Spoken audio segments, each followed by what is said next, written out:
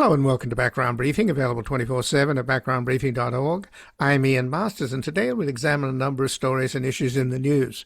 We'll begin with outrageous sentences of demonstrators against ICE handed down by a far-right district judge in Texas, Reed O'Connor, yesterday, including 30 years for Daniel Sanchez Estrada for moving a box of anti-fascist magazines after a protest at an ICE facility.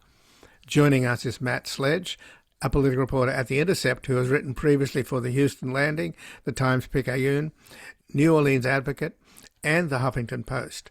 We will discuss his latest article at The Intercept, Prairie Land Defendant Sentenced to 30 Years in Prison for Moving a Box of Anti-Fascist Zines. Then we'll look into how the combination of fossil fuels, capitalism, colonialism is killing the planet because coal and oil generate huge profits for the owners of mines and oil companies, making it no surprise that drill baby drill Trump is killing off solar and wind because you can't own the sun or the wind. Joining us is Josh Fox, an independent filmmaker and founder and artistic director of the international WOW Company, best known as an Oscar-nominated Emmy-winning writer and director of Gaslands Part 1 and 2. His documentaries also include Awake, A Dream from Standing Rock, and The Truth Has Changed. In 2018, he created The Truth Has Changed, a solo performance which toured to over 25 cities in the US and Europe, and spawned a book and a feature film adaptation. He's the host of Staying Home with Josh Fox, a nightly interview program, and his new HBO documentary, just out, is The Welcome Table.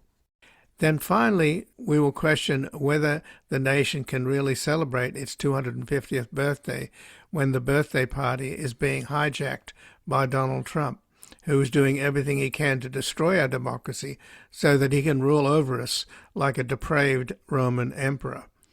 Joining us is Judith Levine, a Brooklyn-based journalist, essayist, and author of 5 books. Her Substack is Today in Fascism, and she has an article at The Guardian we will discuss. America's 250th birthday celebration is replacing history with toxic myth. And before we begin with Trump having bombed 7 countries and started a war against Iran, while at home his ICE thugs terrorize and break up families, murdering American citizens in the process, the need to rid the country of the deeply unpopular Trump kakistocracy and his clown car cabinet could not be more urgent. But these crooks and criminals would do anything to stay in power as their billionaire buddies buy up the mainstream media and the mob boss intimidates Republican politicians. Only people power can beat money power, and we need all hands on deck as we continue to do our part delivering a daily public service providing the facts and evidence to inform the majority of what they are up against and how to win back our country, our decency, and the respect of the community of nations. You can help save America's 250-year-old democracy by making a tax-deductible donation at backgroundbriefing.org/donate or at publictruthmedia.org, and thank you. And joining us now is Matt Sledge, who's a political reporter at The Intercept, who has written previously for the Houston Landing, the Times-Picayune, New Orleans Advocate, and the Huffington Post.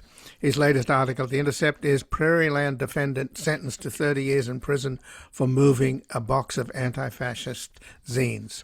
Welcome to Background Briefing, Matt Sledge. Thanks so much for having me. Yeah. Well, thanks for joining us. And today the Supreme Court handed down 3 more gifts to Donald Trump. One means that in Hawaii you can now carry guns onto private property against the wishes of the owner of the property. Immigrants, particularly desperate ones seeking asylum in the United States, can now be stopped at the border. And up to 400,000 Haitian and Syrian refugees who are here under protective status no longer have that protection and can be deported. And on top of that, of course, recently the Republicans gave DHS and ICE $70 billion, on top of which there's $100 billion in the kitty that they haven't even spent. And these are the same people that shot down American citizens in the streets of Minneapolis. So I think that's context, isn't it, Matt, for the additional horrors that you have written about? Yeah, well, I wrote about the very stern sentences handed down by these 2 federal judges in Fort Worth, and they are certainly two of the Trump administration's favorite judges when it comes to filing cases, filing civil cases. And of course, these were criminal cases, and they were kind of widely trumpeted by the Trump administration. But it's extraordinary to think that we're in a situation now where if you protest against ICE and Border Patrol, like people in Minneapolis did, and we all saw the video of these executions of these two American citizens, if you protest against this government's cruelty meted out by Trump and Stephen Miller, if you protest, you can end up with a 100-year sentence. Yeah, I mean, these are, the numbers that these folks in Texas got are really jaw-dropping. The 100-year sentence was for the person convicted of attempted murder. There were firearms at the protest, and a local police officer was shot. But, when you look at the protesters who never had a gun, who never fired a gun, they also received decades-long sentences, 50 years, 70 years. These are folks who were acquitted of crimes of violence. And then I zoomed in on one person who wasn't even there that night, who was accused of essentially obstruction of justice for moving a box of, anarchist zines, and he got 30 years. So even his sentence is longer than anybody who stormed the Capitol received. So we're talking about a protest that took place on July the 4th, 2025, right? Yeah, that's right. Outside of an ICE detention center called the Prairie Land Detention Center in Alvarado, Texas, which is about 45 minutes away from Dallas. And the person that I should have mentioned, the 70-year sentence as opposed to the 100-year sentence, because the guy that did get the 100-year sentence, Song, he apparently shot a policeman in the neck, right? The rest of these people that we're talking about now and that you've written about were simply protesting. So I want to make that separation. Yeah, and it was, I think, it was a chaotic event. I think it's safe to say, there had been a daytime protest earlier in the day, and then this event happened much later at night.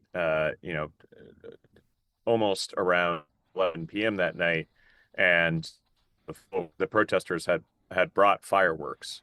So for what they described as a noise demonstration. So I think it's safe to say they had planned a more aggressive protest than the people earlier in the day had. But pretty much uniformly, the people who spoke at the sentencings yesterday said they'd never intended to hurt anybody.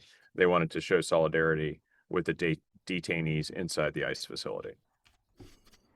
And the person that you profile in your article, Matt, Daniel Sanchez Estrada, he got 30 years. And in pleading before the judge, he said, I am a father, I am a husband, I am a teacher, a poet, I am many things, Your Honor, but I am not a terrorist. And that clearly fell on deaf ears, given U.S. District Judge Reed O'Connor is a flaming right-winger appointed by George W. Bush.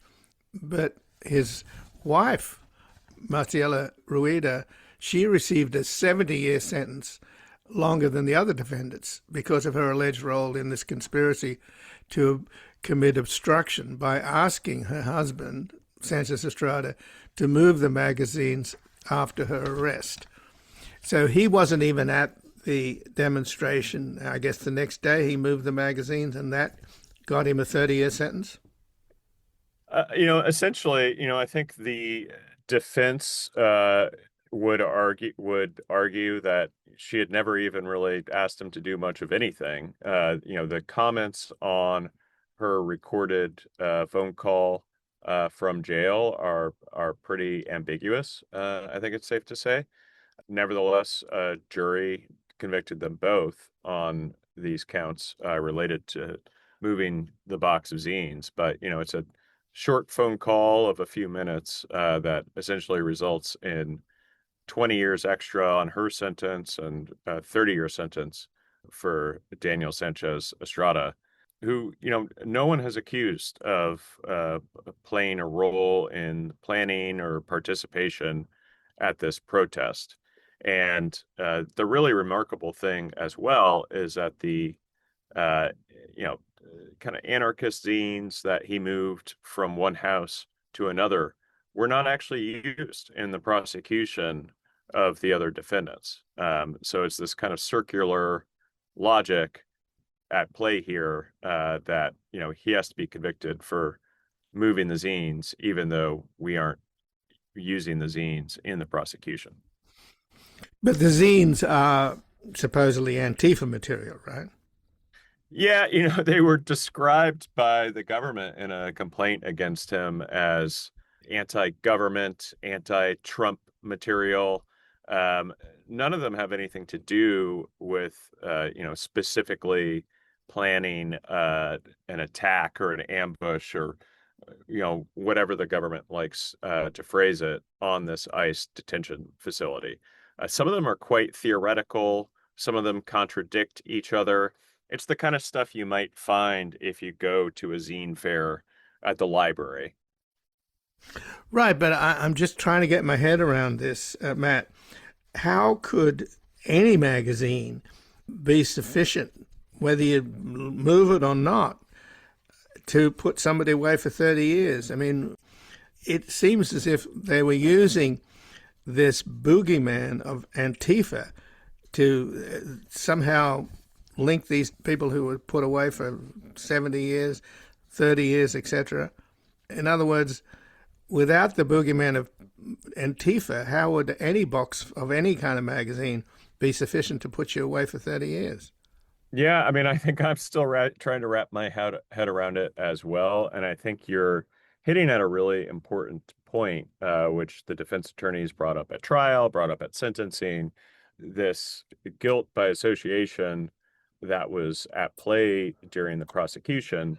The prosecutors and their witnesses repeatedly featured video clips or screenshots of anarchist materials that had nothing to do with what happened on the night of July 4th at Prairie Land. And, their argument was that they were trying to show the ideology that motivated people into what the government termed was an attack. But these materials, had no direct link to what happened at Prairie Land. And, the government's argument against Sanchez Estrada in particular is that essentially that he thought these materials might be used against his wife, and that's why he was trying to hide the documents. And therefore, that's why he can be prosecuted for moving the documents. But the real, I don't know if you want to call it irony or twist or crazy part of all of this is that the documents were not even used in the prosecution of the other defendants. And didn't the other judge, Pittman, say that he wasn't going to talk about Antifa in the trial? That came during the very end of the trial when the defense and prosecution were haggling over jury instructions, which is a typical part of the trial process. And, the judge questioned out loud whether the word Antifa even needed to be used in the jury instructions because it didn't really have much to do with the underlying charges.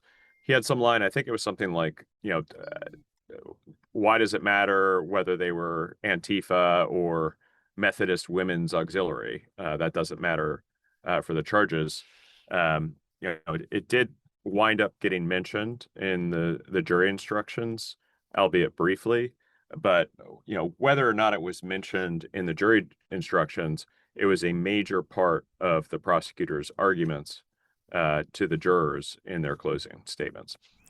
And it sounds like it was also the reason why this district judge, Reed O'Connor, brought down this draconian sentence, because It's very rare for a judge to acknowledge that he's handing down a prison sentence for political reasons, but O'Connor did. He said, the state wants to send a message to anyone who shares a similar ideology. What ideology are we talking about? They're talking about Antifa, which is a largely invented ideology. Didn't anybody on the defense point out that the Greatest Generation, the bands of brothers that freed Europe from the Nazis, hundreds of thousands of whom are buried in Europe, they were Antifa? They sure did. Those arguments fell on deaf ears, but I think it was brought up repeatedly at trial, and later on, that there's not really much to be ashamed of in being an anti-fascist. So then it says a lot about Judge Reed O'Connor, doesn't it? I think the judge's argument would be that he's trying to send a message to people who believe that violence is acceptable to achieve political ends.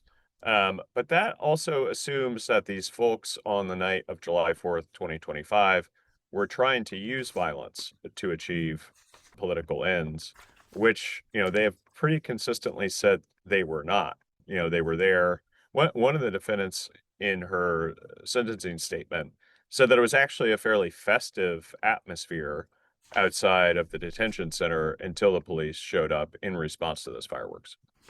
Was that Autumn Hill who said, when I went to protest on the night of July the 4th, it seemed more like a party to me than anything else?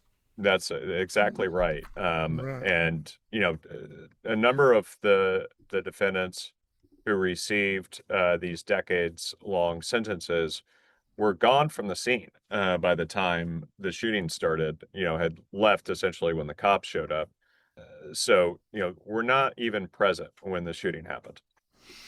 And what do we know about this Benjamin Sung, the shooter, who went on the lam and was arrested eventually?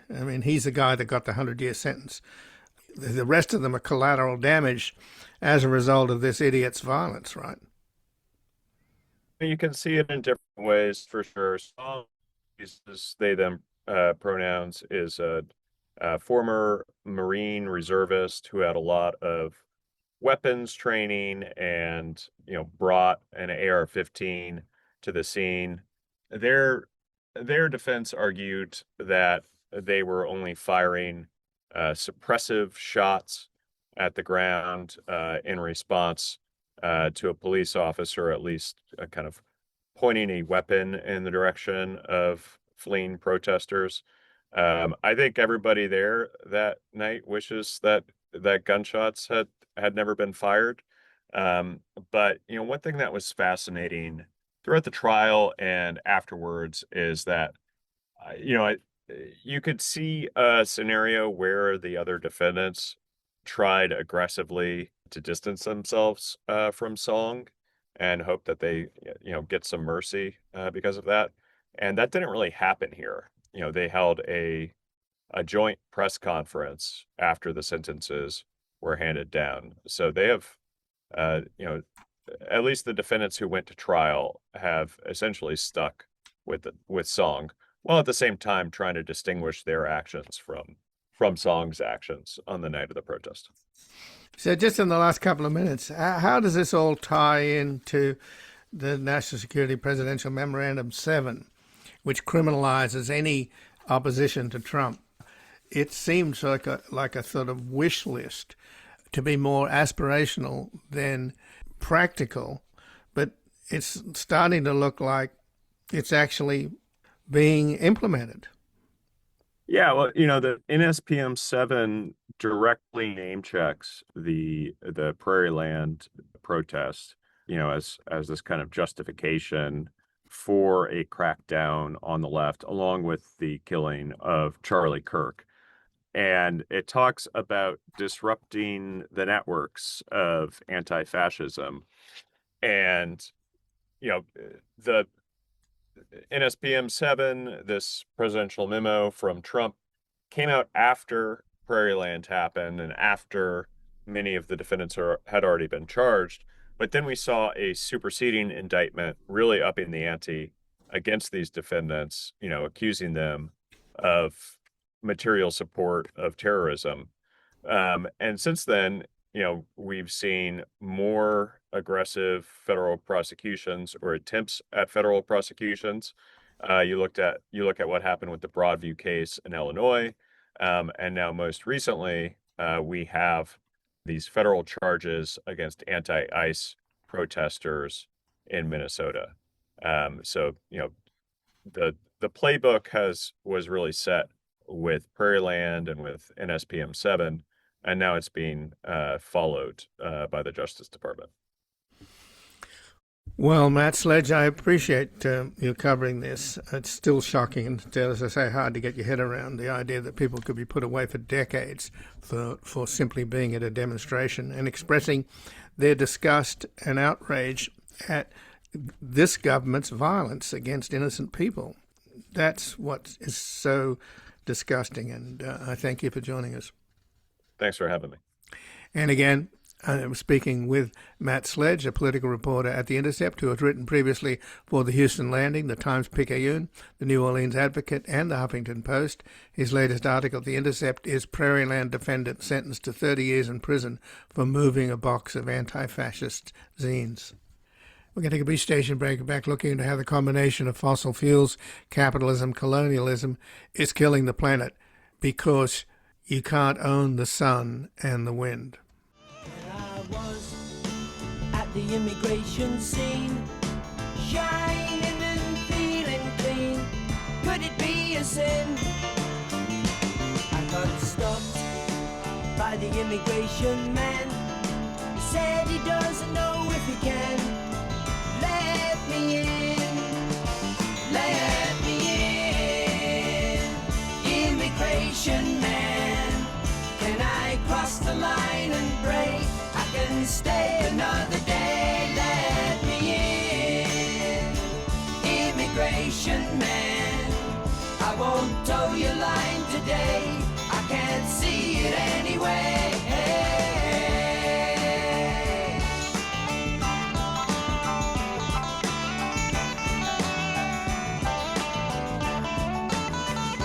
There he was with his immigration face. Welcome back. I'm Ian Masters, and this is Background Briefing, available 24/7 at backgroundbriefing.org. And joining us now is Josh Fox, an independent filmmaker and founder and artistic director of the international WOW Company, best known for the Oscar-nominated, Emmy-winning writer and director of Gaslands Parts 1 and 2. His documentaries also include Awake, A Dream from Standing Rock, and in 2018 he created The Truth Has Changed, a solo performance which toured to over 25 cities in the US and Europe and spawned a book and a feature film adaptation. He's the host of Staying Home with Josh Fox, a nightly interview program, and his new HBO documentary just out is The Welcome Table. Welcome to Background Briefing, Josh Fox. Thank you so much. It's great to be here. Well, thanks for joining us, Josh. And obviously you've been making films about climate change and the relationship of fossil fuels to climate change. But your new film, in many ways, expands beyond just climate change itself to indicate that it's sort of colonialism, capitalism is at the heart of what the fossil fuels industries are all about, in the sense that you can own oil and coal and make profits from it, but you can't own the wind and the sun. Yeah. And now we've learned that lesson globally from this recent war that Trump has prosecuted in the Persian Gulf, where he literally said he was going to grab Iran's oil. If that's not colonial flashbacks, I don't know what is. So I think it's pretty stark, isn't it? Do you think that this catastrophe in the Persian Gulf might propel us further towards what's so available, and yet we're being prevented from taking advantage of the sun and the wind because of the fossil fuel lobby and its control of politicians around the world? Well, I mean, I think it goes even larger than that. I mean, obviously, we have the technology to move beyond fossil fuels. We have the technology to save the world from climate change. And this has been known for decades. And the fossil fuel industry is increasingly desperate for more and more and more resources, and also for more and more hegemonic control. And, as I was making The Welcome Table, which is a film about how, a third of humanity is going to be displaced by climate change. That is to say, 1/3 of every person on the planet is going to lose their home because of the incredible, dramatic, destructive impacts of climate change. That's floods, that's fires, that's famine, that's landslides, that's extreme weather. And it's going to cause the largest mass migration in human history. And as I was exploring this across the world, across 6 continents, it was very obvious to me that it is the global South, that is bearing the worst onslaught of climate change, and they have caused the least amount of the problem. They don't burn a lot of coal, oil, or gas compared to the global North, compared to the United States and Europe and China. The global North is benefited enormously from the development of fossil fuels, and is able to deal with, to a degree, some of the things involved with climate change. But it really became clear to me that this is still the colonial system at work. That for the vast majority of time on the planet Earth, people were ruled by empires. After World War II, we saw an explosion of new nation states, but those imperial forces never really relinquished control of the global economy, and so we entered into a period where we're having military dominance, and those newborn nations that are less than 100 years old have essentially become confines for people. And what we're seeing is now walls, wars, racism, authoritarianism, the reemergence of Nazism, with figures like Elon Musk blatantly doing Nazi salutes at Republican conferences, and them hiring, white supremacist forces like the Proud Boys to become this new Gestapo called ICE. So you're seeing this churning up of militarization. And yes, the blood of this all is oil and gas. And so the new film is about how do we turn all of those values around. And it looks very much to the indigenous world, to the global South as well, for the value structures that we are going to need as we approach this moment of planetary chaos, right? We need to welcome people, not throw them in jail. We need to help those in harm's way who, did not cause this crisis. The crisis was caused by the billionaire class, by the oil and gas industry, by the corporate and military dominance across the world. And, so it's about building tables, not walls. If you have more than you need, don't build a higher wall, build a longer table. And so the film travels all over the world and meets people who were, displaced by climate change. And then we invite them all to the same table on the levee in New Orleans, the one that burst, that sunk New Orleans under water after Hurricane Katrina. And they tell their stories to each other and instantly form an incredible community across racial lines, across sexual preference lines, class lines. And it really is a model for how we can look at this global crisis as something we have to deal with humanity, with human rights, with generosity. And it's a very moving tale of how people have survived those climate impacts. And the billionaires that you mentioned, particularly Musk, of course, and Bezos, Thiel, etc., they're building rocket ships to go to Mars, escape the disasters that they've caused here on this planet. And of course, that even adds to the problem.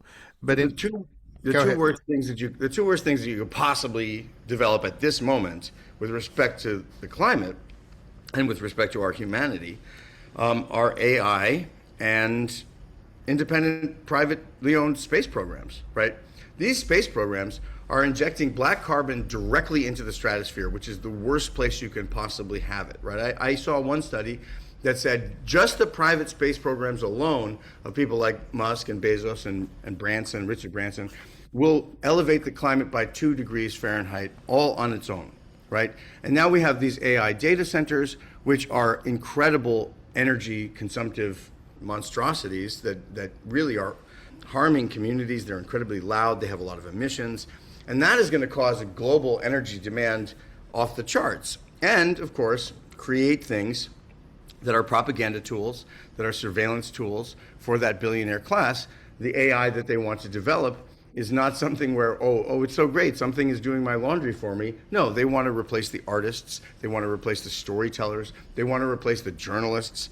And so they're mounting an attack on democracy and an attack on the truth and an attack on the climate that is unprecedented. And yes, it is the normal people of the world who will lose their jobs and who will lose their homes and who will suffer, and it has to be stopped.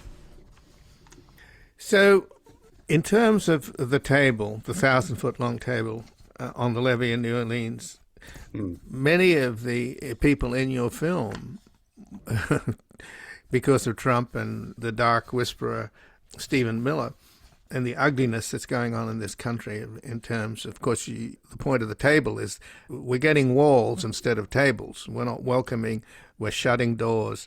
And some of the characters in your film, particularly Domenico Mimo Lucano, the mayor of Calabria, who has invited all of these African immigrants who cross the Mediterranean. I don't know how many thousands have died. 40,000 people, I believe, have died. That's the estimate. Yeah, and I remember Pope Francis referring to the Mediterranean as a graveyard. But this mayor of this little impoverished town in Italy turned things around, welcomed everybody, turned a ghost town into a flourishing multicultural community. But the United States wouldn't let him come to celebrate your film and celebrate the welcome table, along with the Kenyans that you also profile, coming from literally what is the cradle of humanity in Kenya. So, well, that example. Let me just contextualize.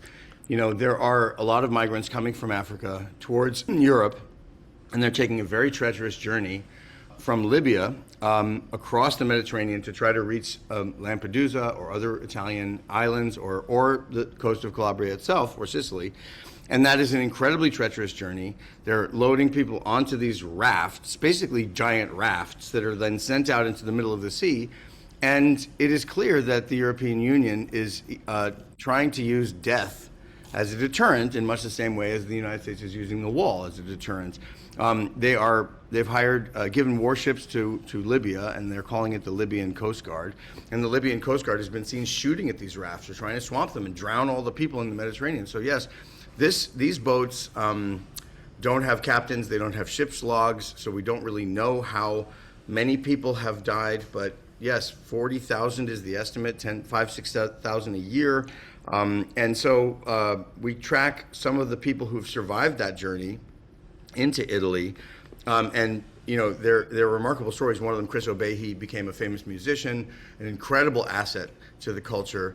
And Mimo Lucano in Calabria, a mayor of a small town called Riace, saw that his town was becoming a ghost town. There weren't enough children to keep the schools funded. And Calabria actually is the place where my family comes from. My grandmother was born there, and their chief export 100 years ago was their people. There was no work. So all across the south of Italy, much like many places in the United States, there are empty buildings, dilapidated buildings, places where people could live, and there's no one to be there. So the ivory tower that the Europeans are defending are these ghost towns that could be made alive and beautiful and vibrant by these migrants, and that's what Mimo Lucano said. Mimo Lucano said, no, these people are a resource, let's hire them, let's give them jobs, let's create an economy. And he did that, and he shot to global popularity.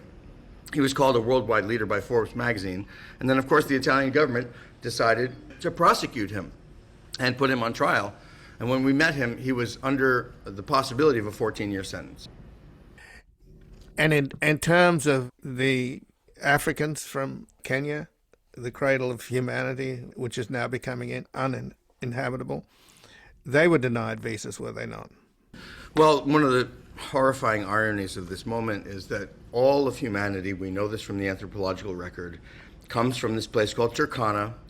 The modern human being left Turkana 150,000 years ago, spread all across the globe, first to Australia, becoming Aboriginal culture, and then up to Europe, and then eventually across the Bering Strait to the Americas. And that place is suffering a monumental drought, a drought where people can't grow food. There's massive food insecurity in the region. I think 20 million people are suffering from food insecurity. So the cradle of civilization, the place where human beings come from, is now much like a ghost town as well, because they can't grow food. And so they're being forced to migrate. So I go to Turkana and conduct a couple of really extraordinary interviews with people who are now living with 90% of their population having moved to Uganda, to other places where they are not welcome, or they are having a much harder time, where there's wars and there's factionalism. And so we see that crisis directly being caused by the global north, by climate change. And these people don't burn any coal, oil, or gas at all. And we applied for visas for two of the subjects who are indigenous Turkana. And we got passports for them, but they were denied visas by the United States. The one Kenyan that was allowed to come was a mutual aid worker who had already had a visa that she had tried to apply for years and years previously. So she's the sole representative of Kenya at the table.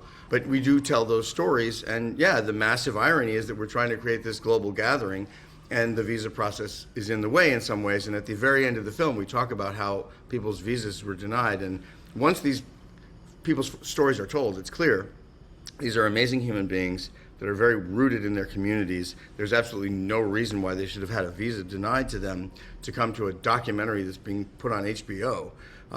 But yet, that is this global system, that is the American system. And Mimo Lucana was denied entry. Some of our subjects from Brazil were denied entry. And it seemed to be rather random as to why some people were let in and some people were not. It's such chaos.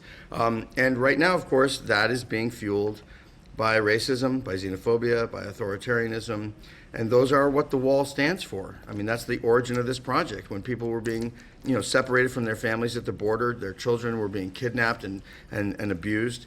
And, I thought, what is the opposite of a wall? Is there anything stronger than this hatred, this xenophobia? And that's the question that drives the investigation of the film. Well, let's play a clip from your new film, Josh, that's available now on HBO, The Welcome Table. Well, I wanna see this beautiful city. We're about to take part in the greatest mass migration in human history. People from every continent have been displaced by climate change. So this was actually the main part of the house. Most of it was Irma, and then Maria took the rest. The climate is changing beyond anything manageable. The people at this table, people from all over the world, crossed many rivers to get here. During the fire, when we got gridlocked, we were all stuck. Could hear the propane tank starting to blow up. Just thinking, it's not how I go. Just brought a baby into this world. Governments know this is coming, but they aren't building aid stations and immigration centers. They're building walls and detention centers. These people's stories need to be told. All of a sudden, the boat capsized, and most of them could not make it. So I saved this boy, and this boy in return saved me. Where is home now? What will it be like when we get there? Where will we be safe? Will we be welcome? I'm so proud to sit here and listen to your story. That's what unity is about. We have to heal the planet. We have to be the medicine. We invite you to our table. Sit with us and hear our stories. Sit at the welcome table, see that beautiful city. One of these days, one of these days.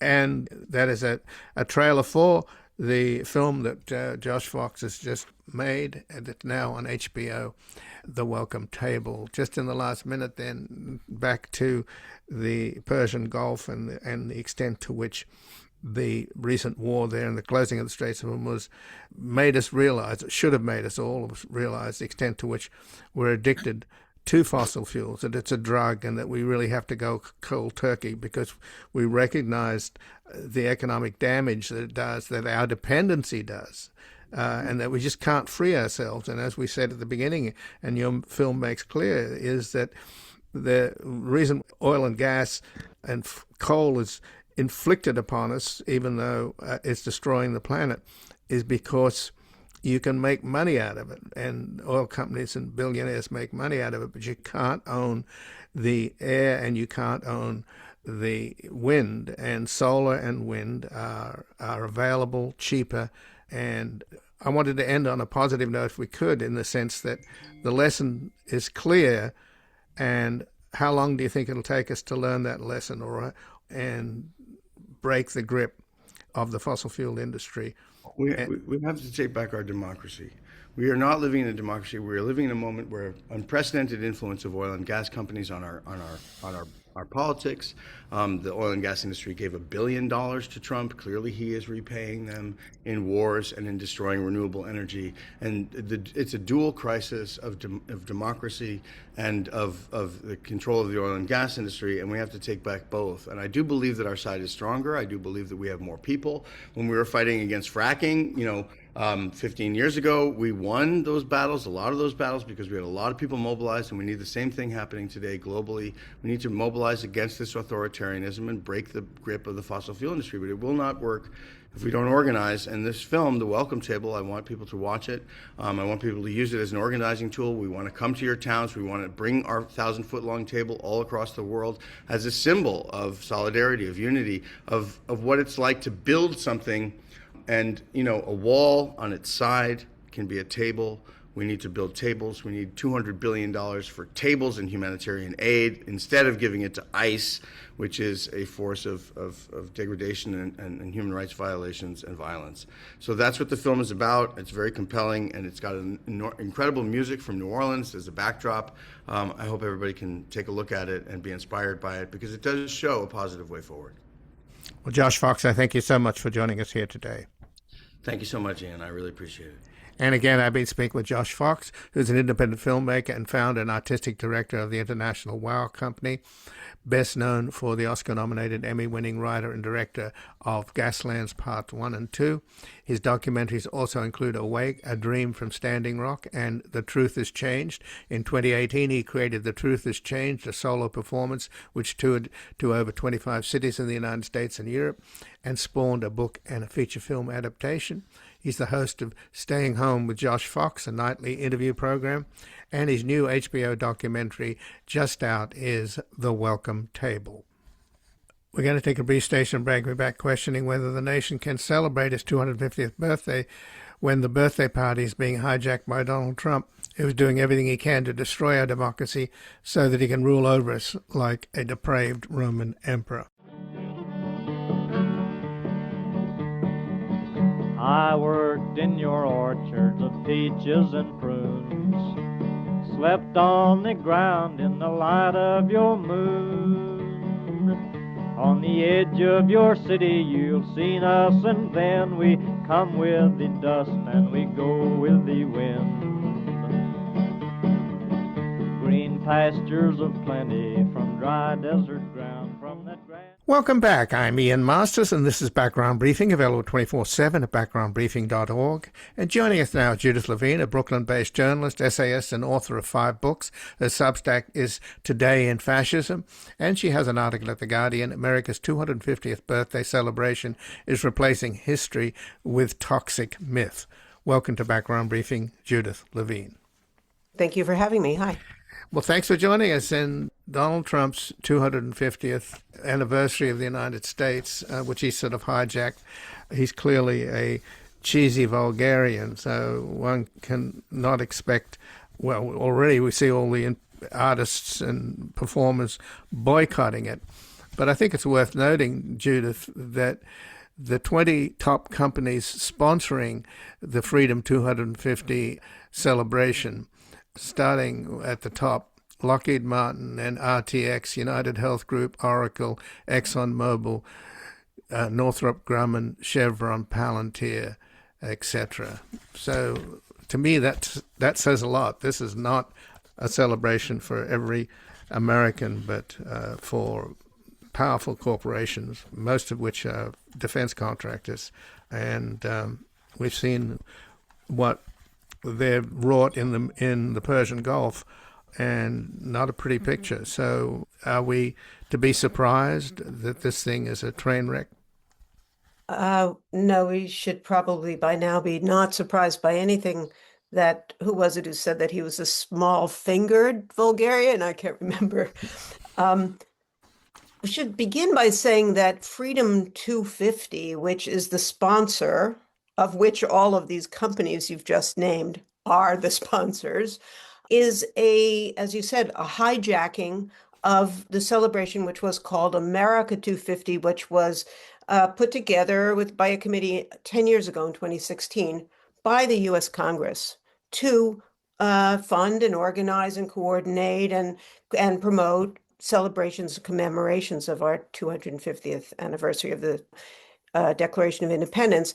And then slowly, Trump, even beginning last year, moved in with his for-profit corporation or private public limited liability company called Freedom 250, which is not only sort of taken the wind from the sails of America 250, it's also siphoned off a lot of the money, both the public money and the money from private donors who can be forgiven for not understanding what's what, which is which. Is America 250 the same as Freedom 250, and so on. So all of the vulgar stuff we've seen, such as the cage fighting on the White House lawn, the July 3rd last year, kicked off the year before the centennial, what is it called? A semi-quincentennial. That was a big rally for Donald Trump, which he began by saying, "I hate the Democrats." And this time, Freedom 250 on the 4th of July is going to have its own big celebration with flyover, U.S. Army, whatever they are. And it's going to be called, according to Trump, the biggest Trump rally ever. So this is not only a commercial undertaking, it's a partisan undertaking. Well, haven't we had a kind of preview with this, what's it called, the American Fair? Yeah. I just talked to a friend who lives on Capitol Hill. And first of all, the nation's capital has already been invaded by National Guard troops. So you've got that sort of militarism on the streets. And then above you, you've got these bombers flying over. And a lot of the states didn't show up because, Trump he's the divider in chief, Isn't this whole idea of the 250th anniversary of American democracy to celebrate its unity and durability?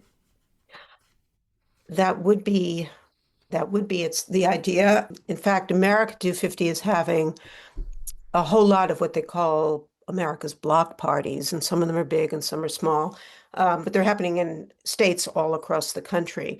So, they're trying their level best to do what you just said, which is to commemorate the beginning of American democracy.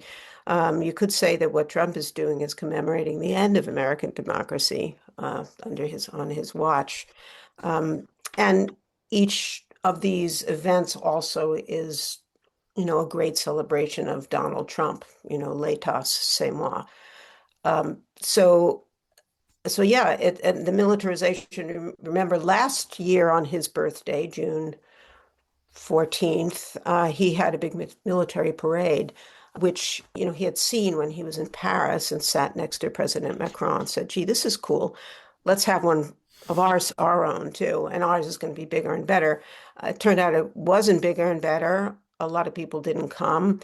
And as you said, that it's called America's State Fair or Great State Fair. States are not coming. I presume blue states are not coming. And artists have been just dropping out of every one of Trump's celebrations. And that's happening for this 4th of July celebration in Washington as well. Well, how can we celebrate somebody, this new book that's getting a lot of attention from the two New York Times reporters who seem to have somehow been a fly on the wall in some of these, even in the Situation Room, revealing all kinds of damning stuff about Trump being conned by Netanyahu into this disastrous war against the advice of every member of his cabinet, including the chairman of the Joint Chiefs. But when he invited these reporters in, even though he called Maggie Haberman, Maggot Haberman, she nevertheless, and Jonathan Swan were able to sit down with him. Trump pulls out this piece of paper and says, this is from a highly regarded historian who just compared me to Adolf Hitler, Napoleon, Mao, Stalin, Alexander the Great, every mass murderer in history. And Trump is proudly feeling the glow of being admitted into this pantheon of mass murderers. And and it turns out that the great historian, the highly regarded historian that he's quoting here, turns out to be the caddy for the South African golfer Gary Player. So I think cheesy vulgarian is an understatement. This is a sick and dangerous man. Yeah, sick, dangerous. I mean, when I first started my Substack Today in Fascism, a friend of mine said, "Oh, Judith, aren't you exaggerating? Let's not call it that." And then she wrote me about a month later and said, "I guess you were right." It's probably true that every one of these mass murderers is a psychopath in some way. They have, you can see sort of all the symptoms that psychologists have looked at in Trump. The inability to feel empathy for anybody, this kind of terribly sensitive narcissism that would have the slightest, little prick in his ego is felt as a huge wound to himself, and he will strike back in any way he can. And so they're having, like, for instance, they have this war. It's sort of a game for him and Hegseth.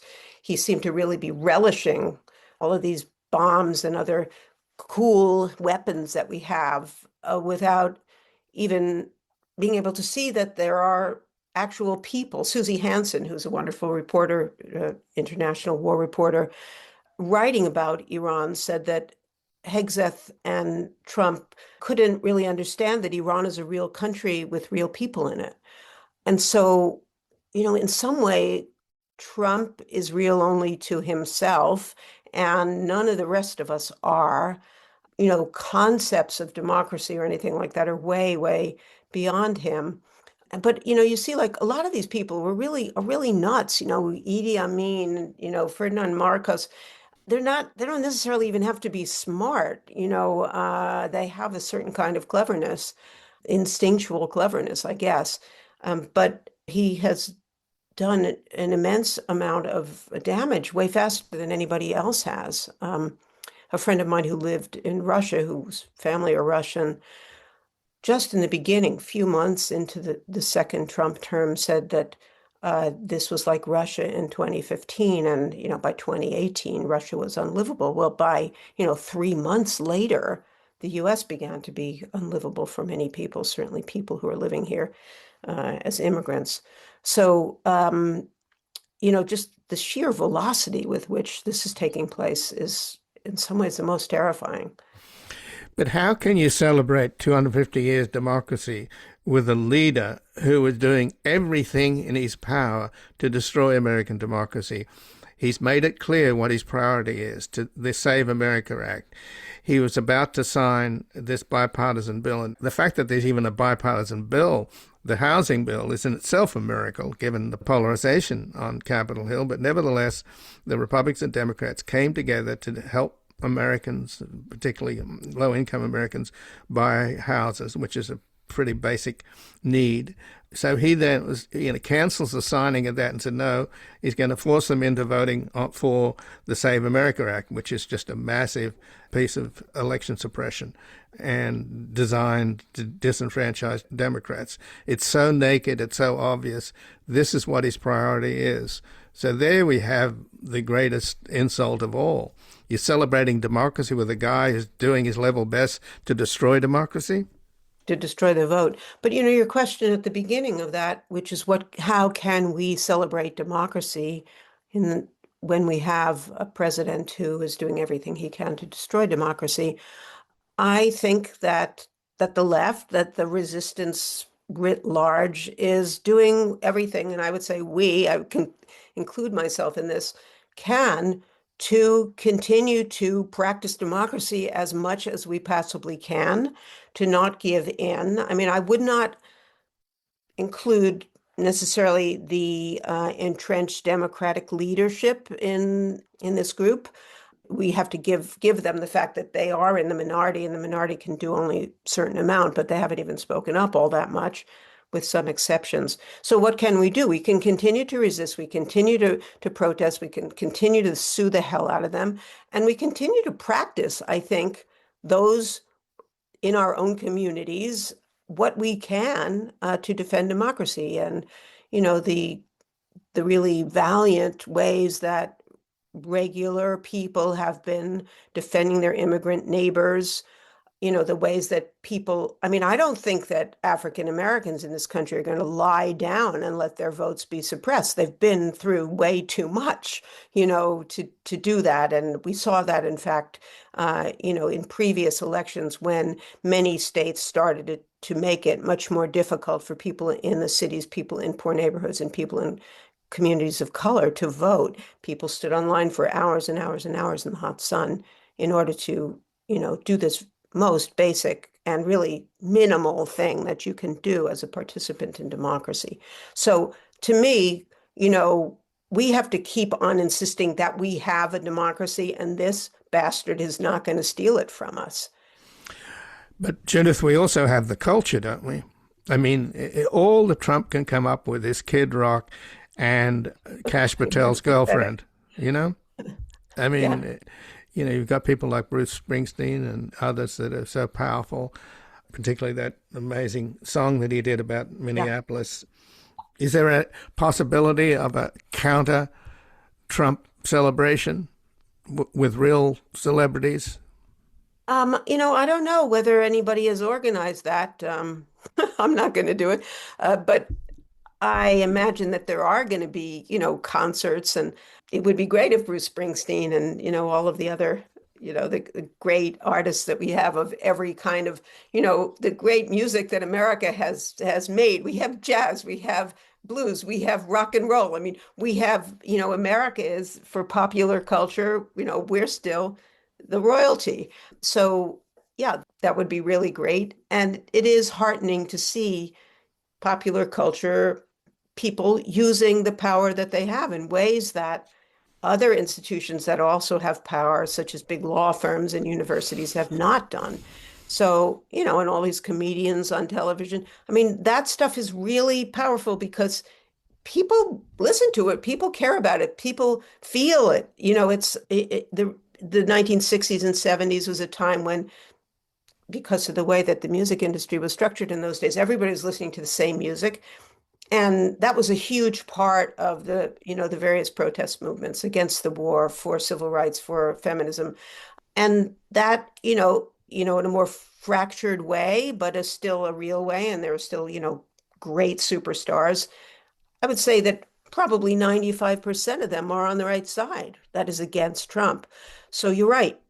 Popular culture is a hugely important way to assert our democracy, to speak up where the Trump administration is doing everything it can to suppress people's speech. Well, Judith Levine, I thank you very much for joining us here today. I appreciate it. Thank you. My pleasure. Take care.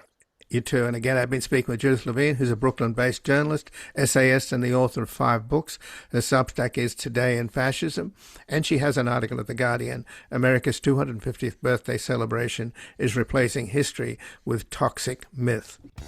And this has been Background Briefing. I'm Ian Masters, and I'd like to thank producers Graham Fitzgibbon and Asher Price. And if you've missed any of today's program and would like to explore our vast archives, you can visit us at backgroundbriefing.org, where we'll include extended interviews searchable by topic and have made it easy for you to sign up for the daily email updates that provide links to resources, articles, and books discussed on the program.